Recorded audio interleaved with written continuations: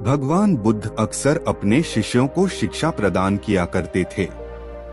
एक दिन प्रातः काल बहुत से भिक्षुक उनका प्रवचन सुनने के लिए बैठे थे।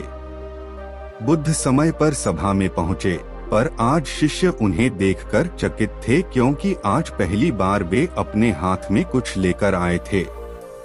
करीब आने पर शिष्यों ने देखा कि उनके हाथ में एक रस्सी थी।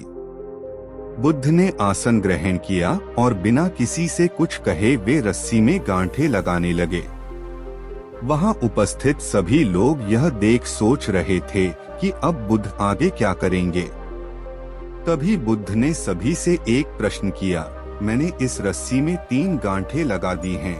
अब मैं आपसे ये जानना चाहता हूँ कि क्या यह वही रस्सी है जो गांठें लगाने से पूर्व थी। एक शिष्य ने उत्तर में कहा, गुरुजी, इसका उत्तर देना थोड़ा कठिन है। ये वास्तव में हमारे देखने के तरीके पर निर्भर है। एक दृष्टिकोण से देखें तो रस्सी वही है, इसमें कोई बदलाव नहीं आया है। दूसरी तरह से देखें तो अब इसमें 3 गांठें लगी हुई हैं जो पहले नहीं थीं, अतः इसे बदला हुआ कह सकते हैं। पर ये बात भी ध्यान देने वाली है कि बाहर से देखने में भले ही ये बदली हुई प्रतीत हो, पर अंदर से तो ये वही है जो पहले थी। इसका बुनियादी स्वरूप अपरिवर्तित है। सत्य है, बुद्ध ने कहा। अब मैं इन गांठों को खोल देता हूँ। यह कहकर बुद्ध रस्सी के दोनों सिरों को एक दूसरे से दूर खींचने लगे।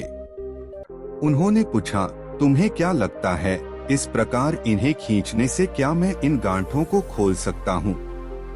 नहीं नहीं, ऐसा करने से तो या गांठें तो और भी कस जाएंगी और इन्हें खोलना और मुश्किल हो जाएगा। एक शिष्य ने शीघ्रता से उत्तर दिया।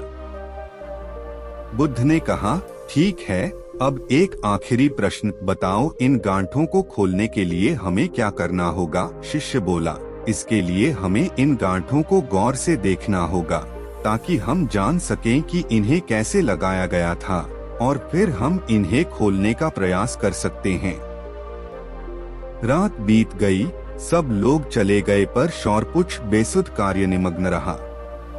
बुद्ध उसके पास पहुँचे और बोले, शौरपुच्छ, तुमने प्रसाद पाया या नहीं?